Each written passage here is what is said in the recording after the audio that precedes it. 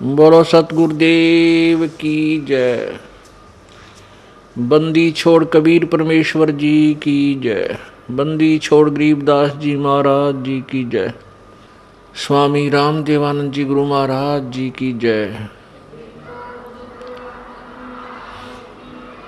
सर्व संतों की जय, सर्व भक्तों की जय, धर्मी पुरुषों की जय, श्री काशी धाम की जय, श्री छुड़ानी धाम की जय, श्री कनौथा धाम की जय, श्री बरवाला धाम की जय। सत साहिब ग्रीव नमो नमो सतपुरुष को नमस्कार। गुरु की नहीं सुर नर मुनि जन साधुआं संतों सर्वसदी नहीं।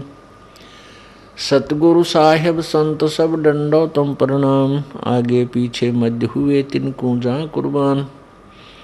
निराकार निर्विषम काल जाल वैभंजनम निर्लेपम निज निर्गुणम अक्कलनु बेशुंदनम। सोहम सुरति समाप्तम सकल समाना निरतलय उज्ज्वल हिरंबर हरदमम बेपरवा अथा है वार पार नहीं मध्यतम। ग्रीव जो सुमरह सिद्ध होई गणनायक गलताना करो अनुग्रह सोई पारस पद परवाना। आदि गणेश मनाऊं गणनायक देवन देवा चरण कमल लो लाऊं आदंत करूं सेवा। परम शक्ति संगीतम ऋषि दाता सोई अवगत गुण अतीतम सत पुरुष निर्मोही।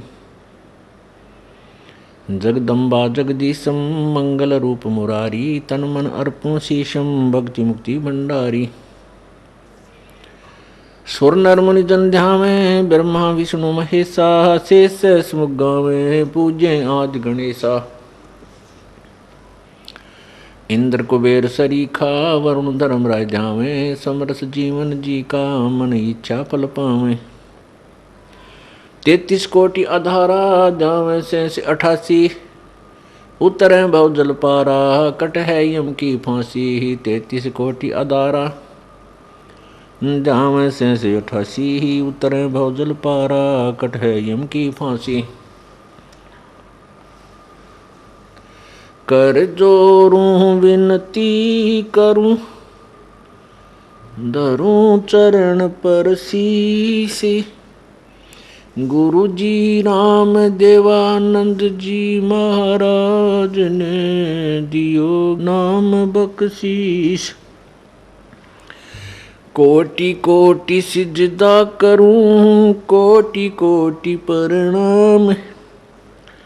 चरण कमल में राखियो मैं बंदी जाम गुलाम।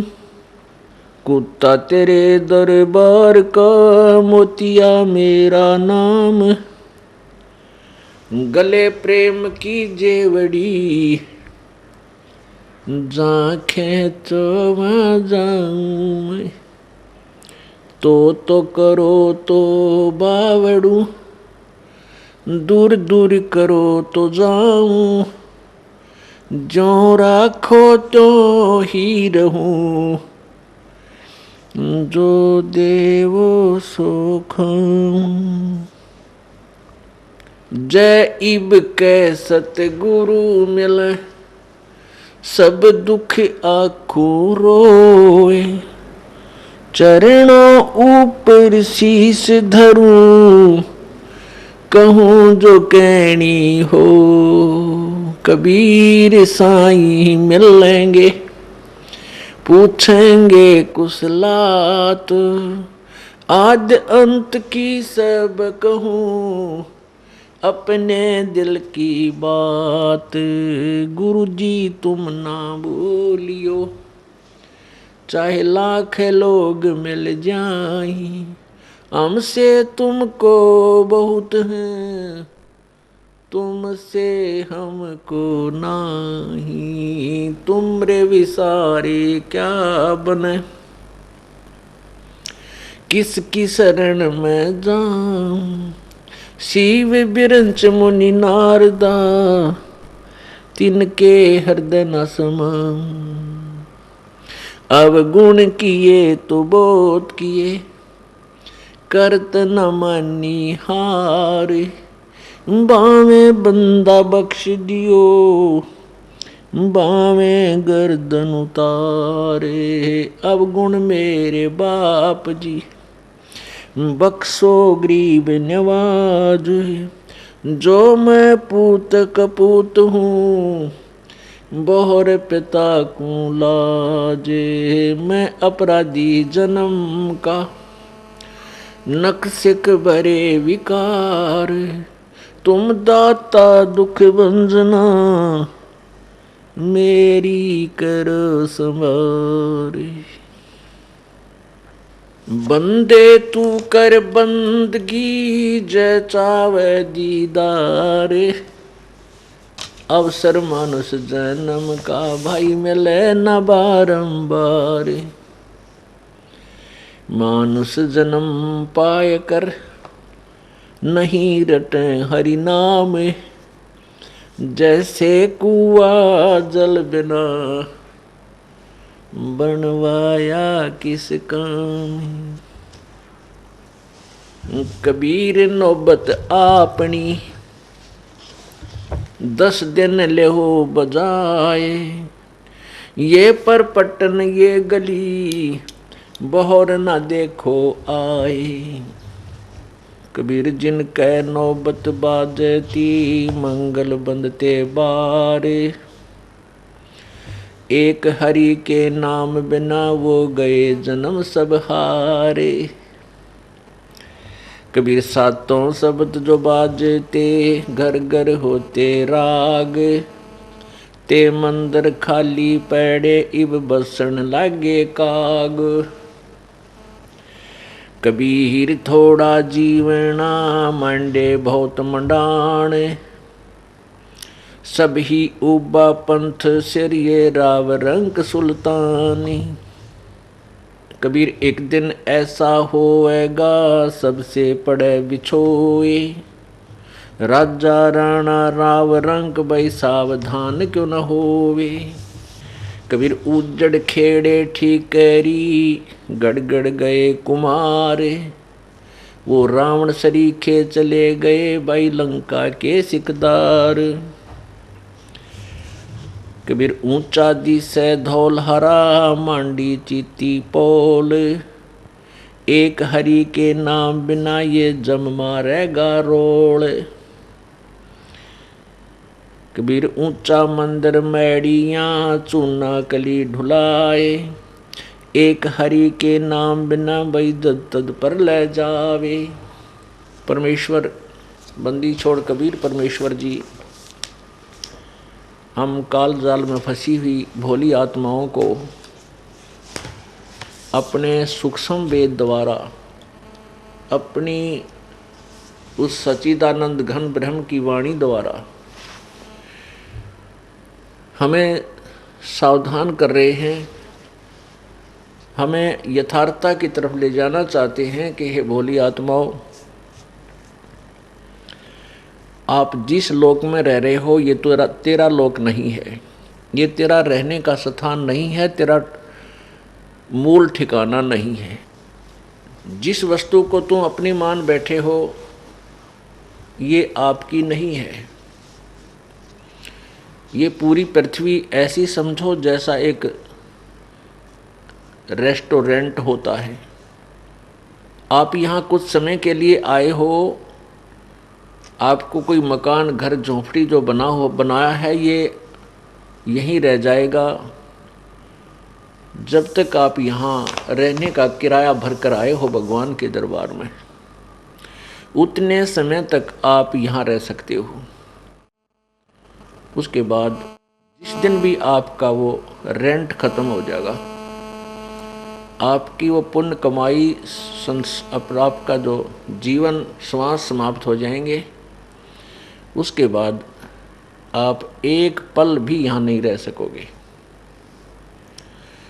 और आप क्या सोच बैठे हो कि एक मकान बनाऊं, एक बन गया, दूसरी कोठी बनाऊं, तीसरी बनाऊं, एक फैक्ट्री लगाऊं, एक और बना दूं, और परमात्मा की भक्ति के लिए तेरे पास समय नहीं। आप जिस उद्देश्य से मनुष्य जीवन प्राप्त करके आए थे, आपको जिस काम के लिए, जिस कार्य के लिए मनुष्य शरीर दिया था प्रभु ने, आप उसका लाभ नहीं उठा रहे हो। इसलिए परमात्मा रह रह कर भिन्न भिन्न प्रकार के वचन बोलकर हमें समझाना चाहते हैं। क्या बताते हैं? कबीरा नौबत आपैनी दिन दस लो बजाए, ये पुरपटन ये गली भाई बहर न देखो आए। अपनी अपनी जिसका भी जिसा संस्कार है, कोई गरीब है, अमीर है, राव है, रंक है, राजा है, चाहे कोई देव बना है, ये आपके पुण्य संस्कार हैं पिछले, जैसे जिसके जितने हैं। और ये 10 दिन का मेला है। इसमें अपना जो भी तेरा संस्कार है इसको पूरा करके उसके पश्चात आप पुनः इसी मनुष्य शरीर में और उसी स्थान पर जहाँ तुम चाह रहे हो वहाँ नहीं आ पाओगे। अर्थात जिस वस्तु को तू अपनी मान बैठा है, ये भोले प्राणी या तेरी नहीं है। ये माया करतारे की अपनी कह गंवारे, जमपुर धक्के खावेगा नाहक बह बेगार। यह माया, या सारी पृथ्वी, सारा सब कुछ वो परमात्मा की है और तू इसको अपनी मान बैठा है। जमपुर, उस यम के लोक में तू जाएगा, वहाँ धक्के खावेगा और नाहक बह बेगार। व्यर्थ में तेरे ऊपर ये आपत्ति आ पड़ेगी, नरक भोगेगा। 84 लाख योनियों के प्राणियों में, शरीरों में कष्ट पे कष्ट उठाएगा। अब क्या बताते हैं कि आप तो एक गरीब व्यक्ति हो, छोटा मोटा कोई व्यवसाय भी है, ये भी इतना नहीं है। बड़े बड़े पूरी पृथ्वी के राजा भी सब संपत्ति और सारा जीवन में जो जोड़ा था वो यहीं छोड़कर चले गए। जिनके नौबत बाजती और मंगल बनते बार, एक हरि के नाम बिना वो गए जन्म सब हार। पहले समय में राजा लोगों के द्वार के आसपास, किले के बाहर एक ऐसा स्थान बनाया जाता था, वहाँ हाथियों को बांध देते थे। 100, 200, 500 बाहर हाथी बंधे होते थे।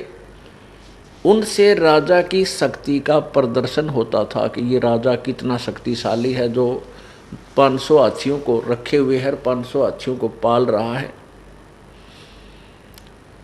तो परमात्मा कहते हैं ये शोभा उस राजा ने जो बनाई थी, मैंगल बोलते हाथी को। बार माने अपने बारने आगे द्वार पे, जिनके नौबत बाजती, बाजे बाजा करते हैं, और मैंगल माने हाथी बंधते बार, द्वार के आगे हाथी बन जा करते हैं। एक हरि के नाम बिना वो गए जन्म सब हारे। परमात्मा की भक्ति ना करके अपने मनुष्य जीवन को बर्बाद करके चले गए। काया तेरी है नहीं, ये माया कहाँ से हुई, चरण कमल में ध्यान रखो इन दोनों को खोए। जब तेरा शरीर ही नहीं है, तेरे साथ नहीं जाएगा, इसको यहीं अंतिम संस्कार कर दिया जाएगा, तब बोले प्राणी इस माया को तू अपनी कैसे मान बैठा। इसका क्या समाधान बताते हैं? चरण कमल में ध्यान रख इन दोनों ने खोए। यानी पर अपने गुरुदेव ने जो तुझे मार्ग बताया है आत्म कल्याण का, उसी के आदेशानुसार अपना जीवन निर्वाह कर, जीवन सफर पर चल, फिर तेरा छुटकारा निश्चित हो जाएगा। सातों शब्द जो बाजते घर घर होते राग, वो मंदिर खाली पड़े इब बसन लगे काग।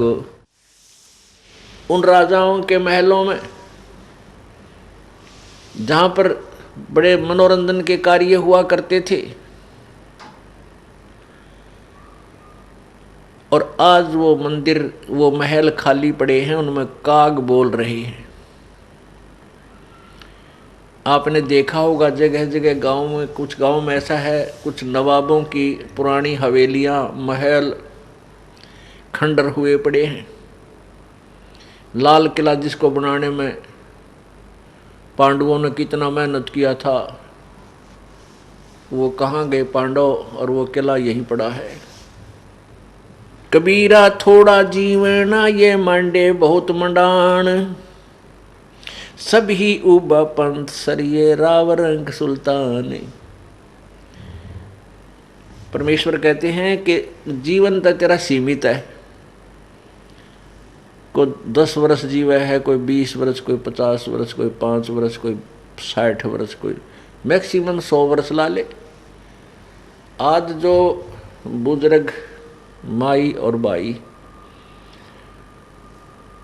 70-80 वर्ष के हो चुके हैं, उनसे बात करके देखो कि आपके जीवन का अनुभव बताइए। आपको आज 80 वर्ष पूरे हो चुके हैं, आपको कैसा लगता है? कितना समय लगता है आपको? वो कहता है ऐसा लगा है जैसे कल की बात है। 80 वर्ष ऐसे चले गए चुटकी में। और शेष कितने जीवन की आशा है? 20 वर्ष और, यानी 100 वर्ष मैक्सिमम मानकर चले। और आशाएं कितनी हैं? मालगाड़ी में नहीं चले, इतनी इच्छाएं अभी शेष हैं। क्या कहते हैं? आया बुढ़ापा बैरी, पड़ी परिवार में ममता गैरी। आया बुढ़ापा बैरी, पड़ी परिवार में ममता गैरी। पोता ब्यालो या मन में रैरी, हेली करवा जो खड़ी, रहेली करवा जो खड़ी। हेर नर दोख दोख लुट गया आगी अंत घड़ी। बुढ़ापे में क्या सोचा है बुजुर्ग? देखो पोता पोती हुए पाछे बच्चे सारा कमांड संभाल लेते हैं और उसके पास कुछ नहीं रहता, केवल आशाएं इच्छाएं रह जाती हैं। तो क्या सोचता हो बूढ़ा कि भगवान पोता ब्याह लो, इस ये पोता मेरा ब्याह आ जाए मेरी आँखों के सामने, बस आनंद काया हो जाए। और एक हवेली बना दूं, वर्तमान के शब्दों में कोठी, एक कोठी और बना दूं, और उस बुढ़े की कोई सुने नहीं, ना बालक माने ना पोते सुने, पर उसकी अपनी वह सेक चिल्ली वाली कामना खत्म नहीं होती। तो जिसके पास भक्ति नहीं है, भगवान का नाम नहीं है, उसका बुढ़ापा उसके लिए दुश्मन, और जिसके पास भक्ति है उसके लिए उसका बुढ़ापा मित्र बन जाएगा। क्योंकि बच्चों को सलाह बड़े बुजुर्ग तब तक देते हैं जब तक वो खुद सोचन समझन योग्य नहीं होते। और ये भी हमें भगवान के तत्व ज्ञान से ये भी हमें पता चल जाता है कि इस बच्चे के भाग्य में जो है वही मिलेगा।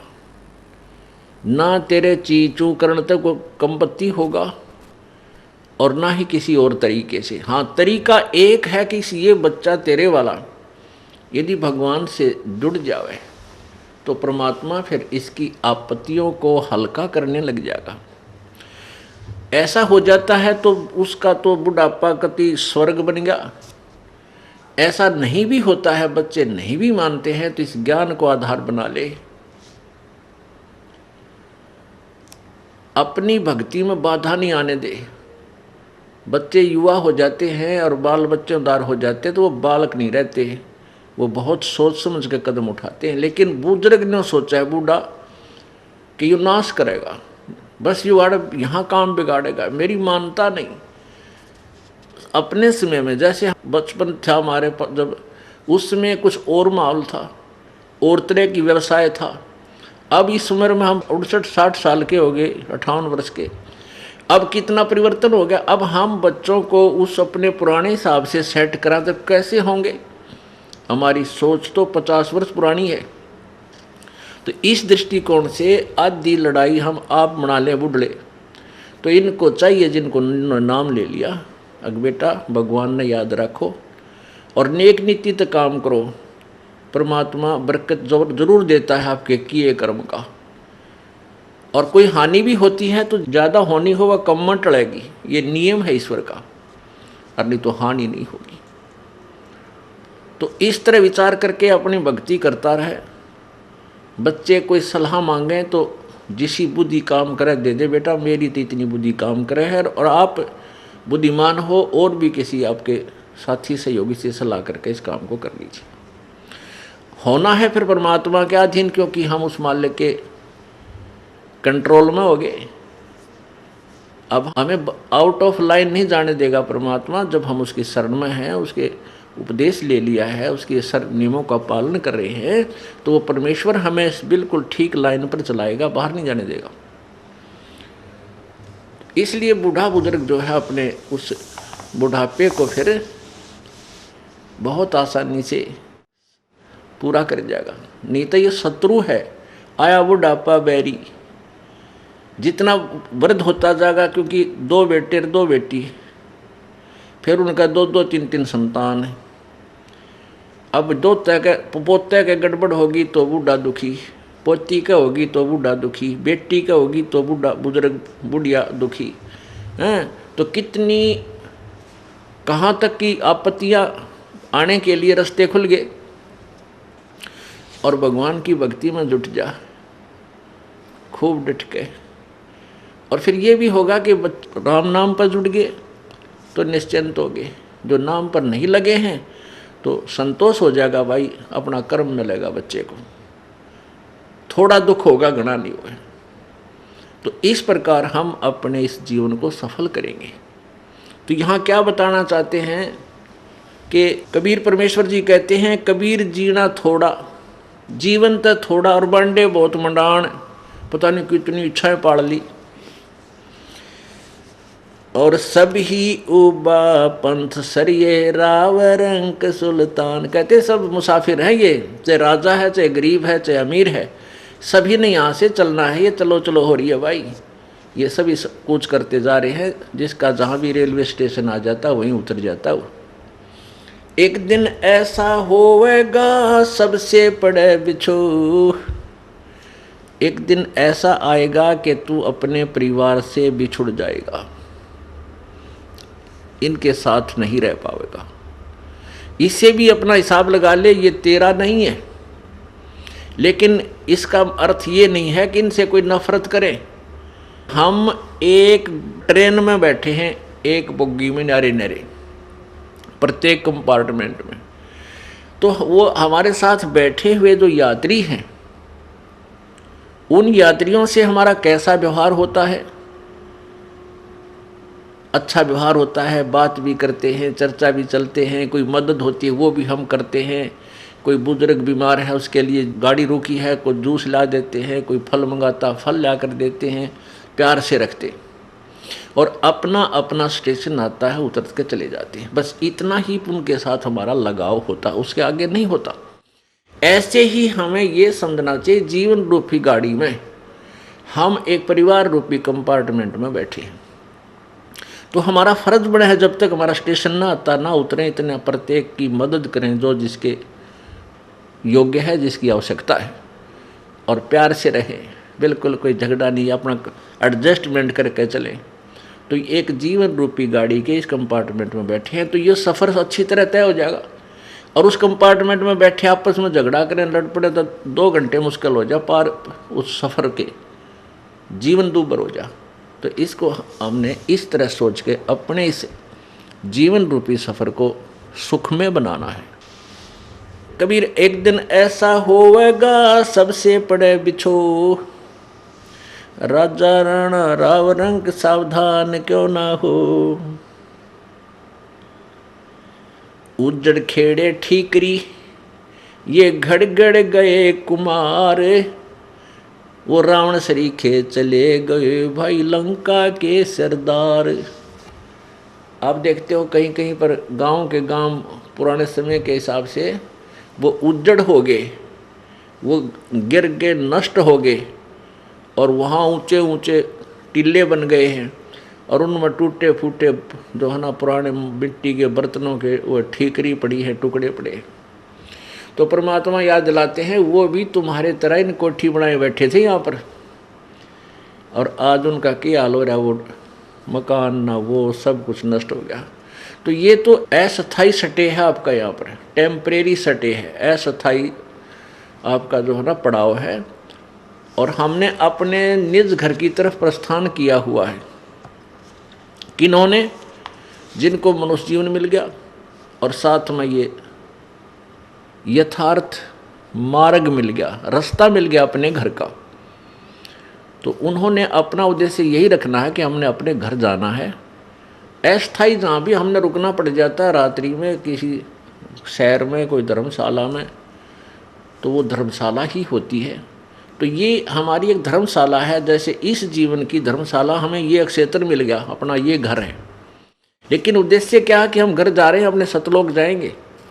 ये तो धर्मशाला है, यानी एक होटल है, इसमें हम रुके हुए हैं। इस तरह इस जीवन को आगे चलाना है। ये बिल्कुल ये बातें कहन सुनन की नहीं है, ये कर पाड़न की है। इनको अपनी पल्ला गांठ में बना लो, विशेष डायरी में नोट कर ले और दूसरे तीसरे दिन एक बार न पढ़ ले। कति शांत मनता है, नो नहीं नित्य नियम की तरह रेल सी बना कर पढ़ लिया, नहीं। इनको पढ़ने का तात्पर्य से जोर दे यू क्या क्या कह रखा भगवान ने, और फिर हम भूले नहीं गए उस उद्देश्य को जिसके लिए हम यहाँ आए हैं। ऊंचा दिस है धौलहरा मांडी चीती पोल, एक हरि के नाम बिना यो जम मारेगा रोल। रोल मारना माने धोखा देना। परमात्मा कहते हैं कि आप जी ने क्या किया, बढ़िया मकान बना लिया, बड़े सुंदर चित्रकारी कर दी, वेल प्लास्टर कर दिया, चिप्स बना लिया, मार्बल लगा दिया हैं, और इसने देख देख कर काख चौड़ी करके चलता है, कोठी वाला है। कहते हैं यो काल तेरी रोल मार रहा है, तुझे धोखा दे रहा है कि यह तेरी कोठी है। बोले आदमी भक्ति कर और पीछा छुटा ले। ये तो एक घोंसला है कुछ समय टाइम पास करने का। अब कैसे अपना मन कैसे बनावे? परमात्मा कहते हैं पक्षी घाला आलना, तरवर छाया देख, गर्भ योनि के कारण मन में किया विवेक। कि एक पक्षी ने घोंसला बनाया, किस उद्देश्य से?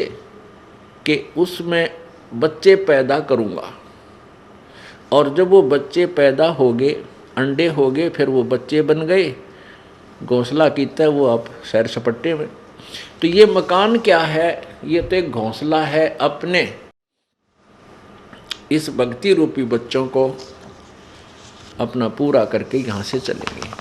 परमात्मा कहते हैं कि आपकी भावना कैसी होनी चाहिए इस मकान, घर, कोठी और यहाँ की संपत्ति में। जैसे पक्षी बन रम्या और संध्या ले विश्राम, प्रात समय उड़ जात है सो कहिए नी काम। जैसे पक्षी सारा दिन वन में मस्ती मारता है, इधर उधर दौड़ता है, फल फ्रूट खाता है, और शाम हो जाती है, संध्या हो जाती है, किसी वृक्ष पर बैठ जाता है और रात पूरी करी, सुबह उठकर चला जाता है। उस वृक्ष से उसका कोई लिंक नहीं, रात रात काटनी थी। तो ये आपका एक जीवन जो है समझ लो एक रात्रि है। आपने यहाँ अपनी या रात पूरी करनी है, सुबह उठते ही। सुबह कब होगा? जब जीवन छूट जाएगा तो फिर चले जाएंगे यहाँ, इधर ध्यान नहीं रहेगा, हमारी इच्छा नहीं। इच्छा कब ना रहेगी? उस समय नहीं रहेगी जब हमें अपना अगले ठिकाने का 100% 100% विश्वास हो जाएगा कि जो साधना जो भक्ति में कर रहा हूँ ये मुझे वहाँ स्थान देगी। फिर इधर झाँक कर नहीं देखेंगे चाहे 6 कोठी हो तेरी, इसमें इच्छा नहीं रहेगी। ये एक विधि है परमात्मा के पास जाने की। और जब तक इच्छा मरेगी नहीं पार तो नहीं हो सकते, लेकिन जैसी भक्ति आपने कर्म किए इनका फल अवश्य मिलेगा। तो वो फल जैसे आप भक्ति कर रहे हो ठीक ढंग से लगे भी हो और इच्छा मरी नहीं, अंत समय में या जैसे भी आप भावना जरूर रहेगी। ये तो पहले मर के देखना पड़ेगा हमने। कैसे मर के देखना पड़ेगा? जीवित मर के। जीवित कैसे मरना है? जैसे आप काम छोड़, आप यहाँ आते हो भक्ति परमात्मा की सत्संग सुनने के लिए, तो एक विचार बना हुआ मन में कि इस जीवन का सफ़र, इस जीवन का एंड, अंत ना जाने कहाँ हो जा। परमात्मा की वाणी है, कबीरा कहाँ गर्भियो ये काल गह कर केश, ना जाने कित मारेगा तुझे के घर के परदेश। इस बात ने याद रखे कि ना जाने ये काल तेरे बाल पकड़ के खींच कर ले जाएगा, और ना बेरा कित मारेगा परदेश में या घर मरेगा, नो बिना बेरा तेरी मृत्यु कहाँ होगी। अब बहुत से उदाहरण हैं, उनको याद करके डर लगना चाहिए भगत को। अभी ताजे ताजे उदाहरण बहुत हैं इस तरह की जो मृत्यु होती है। हरियाणा के 2 कैबिनेट मिनिस्टर थे अभी 4 वर्ष पहले, 4.5 वर्ष पहले, और शपथ लिए उन्हें भी मेरे ख्याल 10 से 5 दिन हुए थे, और बहुत पैसे वाले थे, और एक मिनिस्टर और उसकी क्या तमन्नाएं थी, एक ही हेलीकॉप्टर में दोनों की मृत्यु होगी। अब आगे क्या हुआ वो तो प्रभु जाने। उसके बाद अभी तुरंत मध्य प्रदेश के एक, वो आंध्र प्रदेश के मुख्यमंत्री जी हेलीकॉप्टर में पता नहीं कहाँ मृत्यु हुई, और 3 दिन के बाद उनकी के शव का पता लगा वो वहाँ पड़ा है। तो पुण्यात्माओं, इसको अब भक्तों को ये नो जीवित मरना पड़ेगा कि आप जब सत्संग या भक्ति की तरफ चलते हो, भगवान का भजन करना चाहते हो, तो जीवित मरना होगा। आप जब सत्संग की तरफ चलते हो, गुरुदेव के यहाँ आते हो 1 दिन 2 दिन के लिए, तो आपसे घर उस समय छूटेगा जब आप जीवित मर जाओगे। ये सोच लेना कि आज मैं मर गया और 2 दिन के लिए आपकी मृत्यु, मान लीजिए मृत्यु तो होनी है, ये तो अंडरस्टूड है, यूनिवर्सल ट्रूथ है, ये तो बिल्कुल सच्चाई है, मृत्यु होगी। और इसका ये भी नहीं पता कब हो जाए, और यदि भक्ति पूरी ना हुई, हम धर्म कर्म कोई बना नहीं, तो वो जीवन व्यर्थ गया, चाहे लाख वर्ष जी ले। तो ये सोच ले कि भाई आज मैं 2 दिन खातिर मर गया। अगर परमानेंट मर जावा, सदा के लिए मर गया, मृत्यु होगी, तो फिर कौन करेगा उस काम को जिसके लिए तू भक्ति नहीं छोड़ना चाहता। ये सोचता है कि मेरा कार्य बिगड़ जाएगा, मुझे हानि हो जाएगी, और परमानेंट मर गया, फिर क्या होगा? फिर तो उसको आके संभाल ही नहीं सकता। 2 दिन के लिए मर ले, मर गया मतलब भाई चलो, चाहे कुछ भी नुकसान हो पीछे, और वापस आकर के उस नुकसान जो हो, वैसे तो परमात्मा नहीं होने दिया करते। जब दृढ़ विश्वास होगा, आप खड़े हो जाएंगे, आपके घर के सारे काम को संभालेंगे। परंतु आप ये सोच कर चलो कि आज मेरी मृत्यु होगी, 2 दिन मर गया मैं, 3 दिन के लिए मर गया, तो वापस आकर कम से कम उस बिगड़े हुए ने फिर ठीक तो कर लेंगे, और फिर साथ भगवान की पावर होगी, भगवान की शक्ति हमारे साथ होगी, तो वो और शीघ्र ठीक होगा। आपको मान ले 10,000 का नुकसान हो गया, और जब भगवान पर विश्वास है और भक्ति मार्ग पर आप दृढ़ हो, आपके मन मानो 50,000 का लाभ कर दे भगवान। तो इसीलिए तो परमात्मा की तलाश करते हैं। और जब परमात्मा मारे कैसा घसियारा हो, तो फिर उसने क्यों तलाश करें? क्या हो सकता है फिर उसके पीछे दौड़ धूप करने की? इसलिए ढूंढते हैं कि हम उसके लिए नहीं, अपने कल्याणार्थ। कितना दयालु है भगवान, कल्याण हम अपना करावें, वो हमारे घर के बच्चों की रखवाली वो आप करे, कितना कितना दयालु है। हम घर पर बैठे रहें और सारा नुकसान हो जाए जब के कर ले। जींद में एक पूरा परिवार गर्मियाँ के दिन में ऊपर सोवे छत पर, नीचे ताला तोड़ के 5 लाख का सामान निकाल ले गए, बर्तन भी उठा ले गए, सुबह रोटी पाउंड आटा भी कौन पाया। बताओ, तो सारा परिवार वहाँ था और खूब रखवाले थे, ईब कर ले के करेगा। तो पुण्यात्माओं, इन पॉइंटों को अपने पल्ला गांठ ला लिया करें। जब ये भक्ति होगी ना, बालका का खेल नहीं है ये। और परमात्मा कहते समझा है तो सिर धर पाऊं और बहर नहीं रे ऐसा दाओ। जब तेरे आगे समझ में कि तो काम करे, पीछा छूटेगा। इस जन्म में कर ले चाहे किसी और जन्म में कर लिए, कभी मनुष्य जीवन मिला, ये तो आपने करना पड़ेगा या ट्रेनिंग, यो कोर्स पूरा करना पड़ेगा और फिर सदा के लिए सुखी होंगे।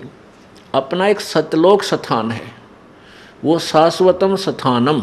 गीता जी अध्याय नंबर 18 के श्लोक नंबर 62 में गीता ज्ञानदाता कहता है कि अर्जुन, तू सर्वभाव से उस परमेश्वर की शरण में जा, उसकी कृपा से ही तू परम शांति और शाश्वतम स्थानम यानी उस सनातन परम धाम को प्राप्त हो जाएगा।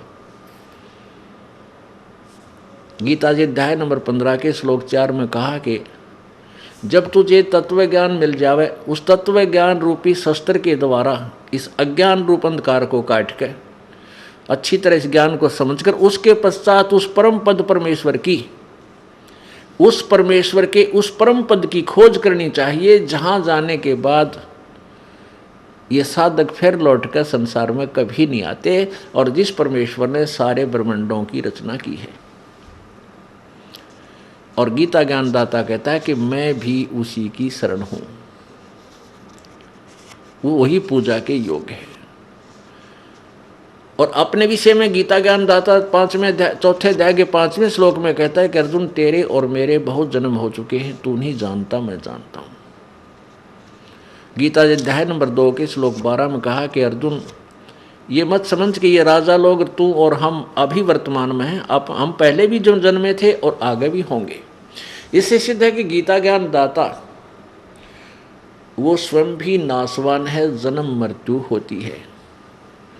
गीता जी अध्याय नंबर 4 के श्लोक नंबर 9 में गीता ज्ञानदाता कहता है कि मेरे जन्म और कर्म दिव्य हैं, अलौकिक हैं। जन्म तो होता है लेकिन वो कुछ अलौकिक है। और गीता जी अध्याय नंबर 10 के श्लोक नंबर 2 में गीता ज्ञानदाता ब्रह्म अर्थात काल बोल रहा है श्री कृष्ण जी के शरीर में। वो कहता है कि मेरे जन्म को, मेरी उत्पत्ति को ना ऋषि जन जानते, ना ये देवता जानते, ना ये सिद्ध जानते, क्योंकि ये सब मेरे से ही उत्पन्न हुए। अब इससे सिद्ध हो गया कि गीता ज्ञानदाता का जन्म तो हुआ है, लेकिन ये ब्रह्मा विष्णु महेश आदि देवता और ऋषि नहीं जानते, क्योंकि ये इसकी संतान है। अब पिता की उत्पत्ति को संतान नहीं बता सकता, दादाजी बतावे, उसकी डेट ऑफ बर्थ भी बता देगा। ऐसे ही पूर्ण परमेश्वर परम अक्षर ब्रह्म कबीर भगवान ने आकर के इस काल भगवान की ब्रह्म की उत्पत्ति, इसका डेट ऑफ बर्थ भी बता रखा है हमारे को। तो कहने का भाव ये है कि उस परमात्मा की भक्ति से हम सतलोक जाएंगे, वहाँ जाने के बाद फिर हमारा कभी जन्म मृत्यु नहीं होगा, वहाँ परम शांति, वहाँ कोई दुख नहीं। यहाँ से तो हमारी टिकट कटेगी, ये तो फाइनल है। इसलिए हमने मरना तो है, लेकिन मरने के बाद कहाँ जाना है ये इच्छा प्रबल हो जानी चाहिए। अब वो उमंग, वो हिलोर उठे अंदर से, जैसे कबीर परमेश्वर जी की कृपा से आदरणीय गरीबदास साहिब जी उस सतलोक को आँखों देख कर आए थे, और उसके बाद उनको इतनी उमंग भर गई थी उस स्थान को देखकर कि वाह वाह अमरपुर जाऊंगा, वाह वाह अमरपुर जाऊंगा। जैसे बालक के चाचा डाक रहे, वाह मामा का जाऊंगा, मामा का जाऊंगा, नानक का जाऊंगा। तो ऐसी उमंग भर जानी चाहिए हमारे अंदर के, सचमुच वहाँ इतना सुख होगा। अब जैसे पुण्यात्मा हो, जब आप भक्ति कर रहे हो, पुण्यदान कर रहे हो, तो मृत्यु होगी, धोखा सा ना लगे, मृत्यु तो होगी, जबरदस्ती होगी, ना चाहोगे तो भी होगी। लेकिन उस समय ये बात याद आ जाएगी कि खाली ना चले, कुछ तो बना भगवान। जैसे बच्चा विद्यार्थी सारा वर्ष पढ़ता है, तैयारी करता है, एग्जाम आ जाते हैं तो घना ना डरता हो, और जिसने किताब बैठा गया ना देखी मस्ती मारता इंडिया, वो तो कांपन लग जाए, कुछ ना लिखा हुआ याद होगा वो भी भूल जाता है। तो ऐसे हम अब भक्ति आप जी कर रहे हो, ये व्यर्थ नहीं जाएगी, नहीं तो फिर भगवान के सारे शास्त्र फेल हो जाएंगे। लेकिन यदि आप मर्यादा में रहते हुए सद्भक्ति करते रहोगे तो ये पर फल आपको मिलेगा जो परमात्मा ने बता रखा है, इसको कोई टाल नहीं सकता। इस तरह अपने दृढ़ विश्वास करके इस मार्ग पर लगना है। संसार कुछ भी कहे, वो तो जनता बोली, उसको पता नहीं, ज्ञान नहीं, वो तो आपके विषय में कुछ भी बोल सकते हैं, ना उनका दुख माने और ना उनका कहने तक अपने मार्ग से विचलित हो। इतनी बात याद अवश्य रखें और कोशिश हो कि उनको भी इस मार्ग पर लाने की चेष्टा करो। वो भी आप ही के भाई बहन, सतलोक से आए हुए एक ही पिता की संतान है। हमारा कोई शत्रु नहीं है, कोई भी शत्रु नहीं है, और कोई भी आपके साथ कोई 19-21 कर रहा है तो वो काल करवा रहा है आपको अशांत करने के लिए। तो ठीक अपना बचाव अवश्य करे, किसी तरीके से वो अपना बचाव करे और भक्ति करता रहे। उसको शत्रु वाले दृष्टिकोण से ना देख करके एक पागल कुत्ता समझ ले। अगर पागल कुत्ते से कैसे बचा जाता है वो सारे तरीके अपनाए रखे, बस इतनी सी बात।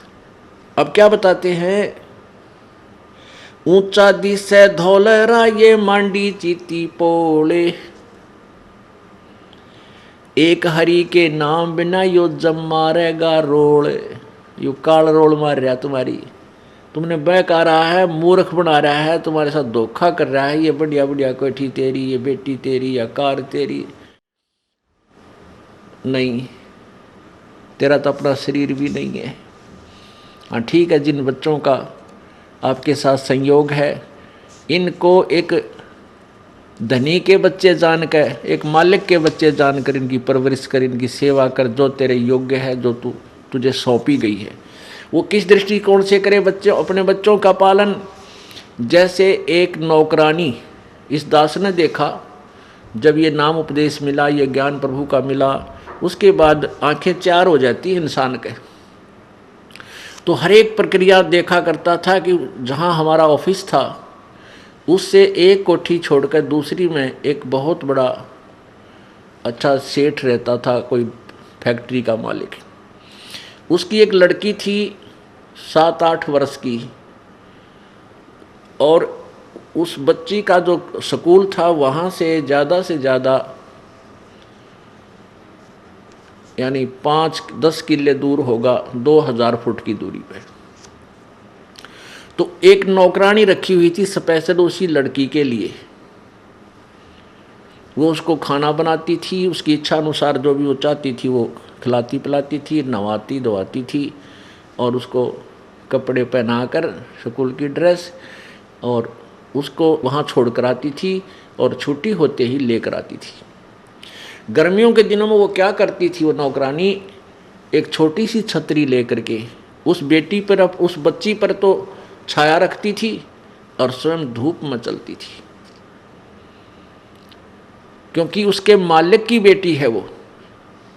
और जब उसको वो नौकरी से निकाल दिया, उसने मुड़ के भी ना देखा उस बेटी की तरफ, क्योंकि वो उसकी नहीं थी, लेकिन उसकी ड्यूटी थी, उसमें वो पंचुअल थी, कहीं मालिक नाराज ना हो जाए। तो ये जो बच्चे बेटा बेटी आपके संस्कारवश आपके पास आए हैं, तो आपने इनको मालिक के दिए हुए, मालिक के बच्चे, और आप उनको उस परमेश्वर का नौकर जानकर सेवा करके देखो इनकी, तो फिर आपकी ठीक है, थोड़ा बहुत लगाव बच्चे में बन जाता है, लेकिन वो 2 दिन पीछा पर खत्म हो जाता है। जिसको ये हरदम यादगी कि तेरे नहीं है, अभी तो हम अपने मानते हैं इनको, और यहाँ बिगाड़ होता है। ये सोच ले ये अपने हैं ही नहीं। एक लेवा एक देवा दूतम, कोई किसी का पिता न पूतम, ऋण संबंध जुड़ा एक ठाठा, अंश में सब 12 बाटा। बहुत से प्रमाण परमात्मा ने बहुत से ऐसे उदाहरण दिए हैं, एग्जाम्पल दिए हैं, जिससे हम अपना दिल रोक सकते हैं, डांट सकते हैं और परमात्मा के चरणों में दृढ़ हो सकते हैं। उनको अपनाना चाहिए। ये फार्मूले होते हैं जिनसे ये प्रॉब्लम हल होया करते। इन प्रॉब्लम्स को सोल्व करने के ये तरीके हैं और ऐसे ही होंगे और किसी तरीके से ये हल हो ही नहीं सकता। जो परमेश्वर ने आकर के स्वयं उसकी जो है ना समाधान बताए हैं, हमने उन्हीं का पालन, उन्हीं का प्रयोग करना पड़ेगा, तब हम इस एग्जाम में सफल होंगे। काचना व मैडिया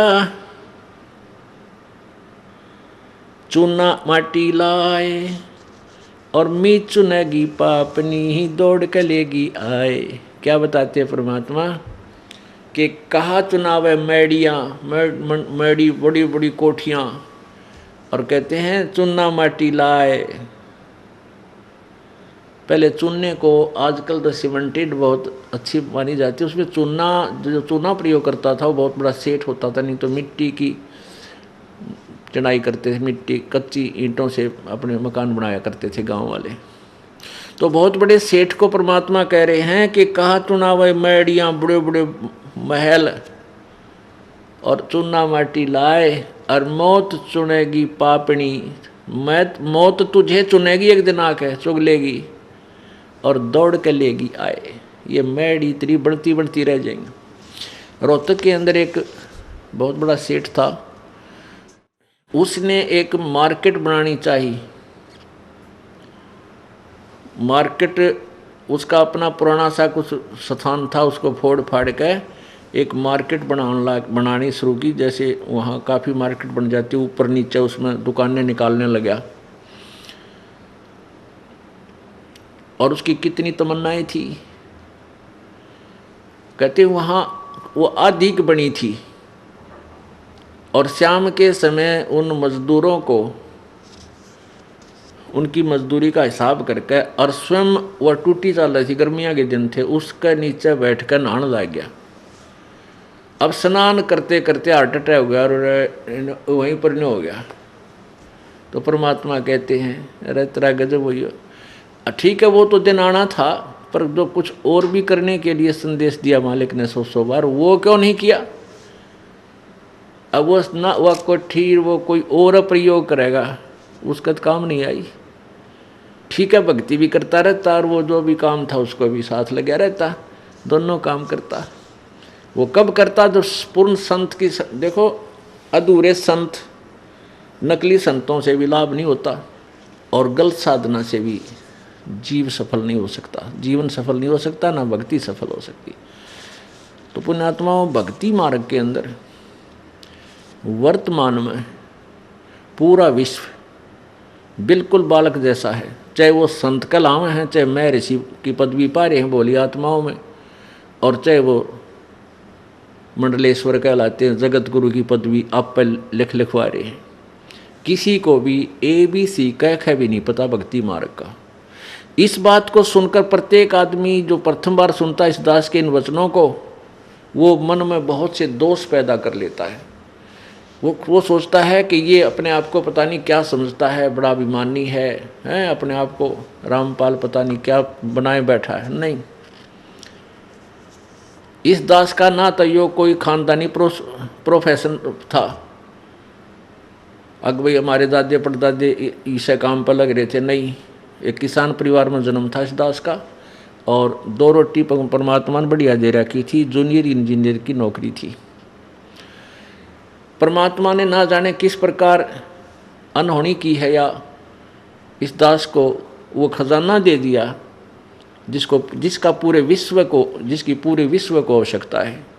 और इसके अतिरिक्त कोई अल्टरनेट नहीं, जीव सुखी हो जाए या वो कोई धनवान हो सके, कोई तरीका नहीं। हाँ, बेईमाना, चोरी, ठगी, ये तरीके समाज ने अपना लिए हैं धनी होने के, लेकिन इनसे कभी धनी नहीं हो सकता, ना शांति हो सकती। तो उस शांति को प्राप्त करने के लिए, जैसा कि प्रसंग चल रहा था कि न तो गीता ज्ञानदाता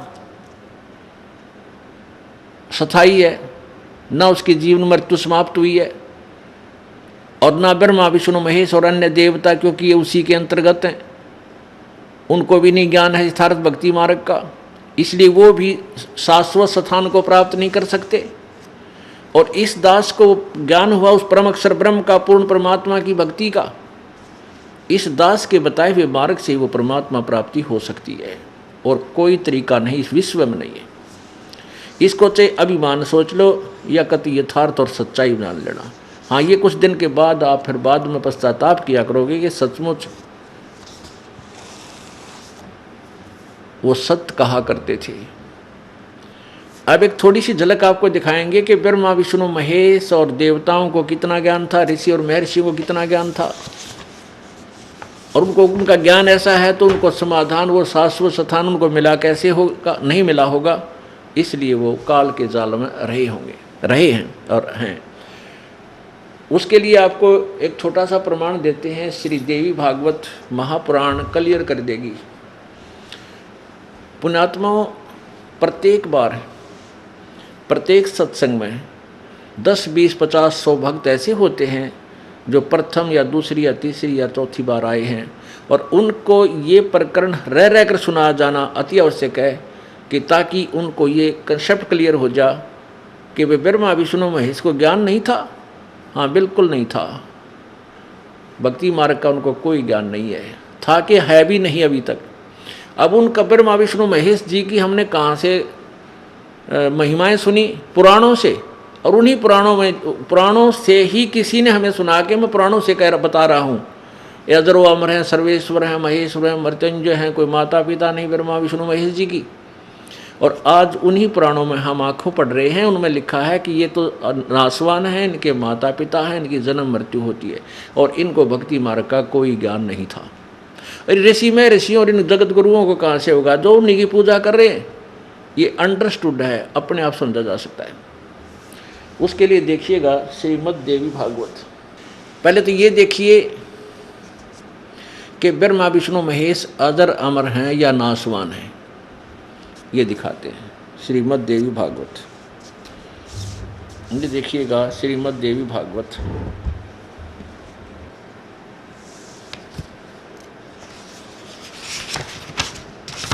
श्रीमद् देवी भागवत। संपादक है हनुमान प्रसाद पोदार चिमन लाल गोस्वामी। कहाँ से प्रकाशित है? प्रकाशक एवं मुद्रक हैं गीता प्रेस गोरखपुर, गोविंद भवन कार्यालय कोलकाता का संस्थान। अब इसके 123 पृष्ठ पर यह क्लियर हो जाएगा कि ये नासवान है ब्रह्मा विष्णु महेश जी, अविनाशी नहीं है। ये देखिए तीसरा स्कंद, ये है स्कंद तीसरा, और संक्षिप्त देवी भागवत। इसके प्रश्न नंबर 123 पर यहाँ क्या लिखा है? तुम शुद्ध स्वरूपा हो, तुम शुद्ध स्वरूपा हो, यह संसार तुम ही से उद्भासित हो रहा है। विष्णु जी कह रहे हैं मैं ब्रह्मा और शंकर आम सभी तुम्हारी कृपा से विद्यमान हैं। हमारा आविर्भाव अर्थात जन्म और तिरोभाव अर्थात मृत्यु होता है। हमारा तो जन्म और मृत्यु हुआ करता है, केवल तुम ही नित्य हो, जगत जननी हो, प्रकृति और सनातनी देवी हो। भगवान शंकर बोले देवी, यदि महाभाग विष्णु तुम्ही से प्रकट हुए हैं तो उनके बाद उत्पन्न होने वाले ब्रह्मा भी तुम्हारे बालक हुए। फिर मैं तमोगुणी लीला करने वाला शंकर क्या तुम्हारी संतान नहीं हुआ? अर्थात मुझे भी उत्पन्न करने वाली तुम ही हो। देवी, संपूर्ण संसार की सृष्टि करने में तुम बड़ी चतुर हो। इस संसार की सृष्टि, स्थिति और संहार में तुम्हारे गुण सदा समर्थ हैं। उन्हीं तीनों गुणों से उत्पन्न हम, शंकर जी कह रहे हम ब्रह्मा विष्णु एवं शंकर नियमानुसार कार्य में तत्पर रहते हैं। अब इस उल्लेख से श्रीमद् देवी भागवत यानी दुर्गा पुराण के इस 123 पृष्ठ यानी तीसरे स्कंद में ये स्पष्ट हो गया। इसने 3 कंसेप्ट क्लियर कर दिए। एक तो श्री ब्रह्मा विष्णु महेश जी की जन्म मृत्यु होती है, ये अविनाशी नहीं है। दूसरा ये हो गया कि रजगुण ब्रह्मा है, सतगुण विष्णु, तमगुण शिव जी। ये एक एक ये रजगुण है, ये गुण युक्त है। रजगुण ब्रह्मा, सतगुण विष्णु, तमगुण शिव जी, और ये दुर्गा से उत्पन्न हुए, दुर्गा के बेटे हैं। अब जो प्रसंग था कि ब्रह्मा विष्णु महेश जी को आध्यात्मिक ज्ञान नहीं था, यानी तत्व ज्ञान नहीं था, वेद ज्ञान नहीं था,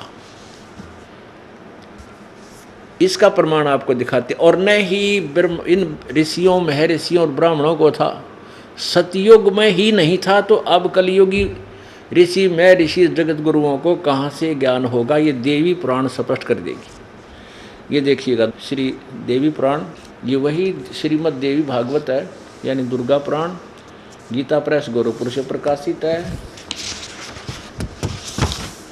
इसके वही हनुमान प्रसाद पोदार और चिमनलाल गोस्वामी, ये इनके संपादक हैं। ये वही गीता प्रेस गोरखपुर से प्रकाशित है। प्रकाशक एवं मुद्रक हैं गीता प्रेस गोरखपुर, गोविंद भवन कार्यालय कोलकाता का संस्थान। अब इसके 28 पृष्ठ पर हम देखते हैं, ब्रह्मा विष्णु नारद और व्यास जी, इन सब के ज्ञान का, इनको कितना ज्ञान था ये स्पष्ट हो जाएगा। ये देखिएगा, यह है प्रथम स्कंद, पहला स्कंद और प्रश्न नंबर 28। यहाँ देखिएगा,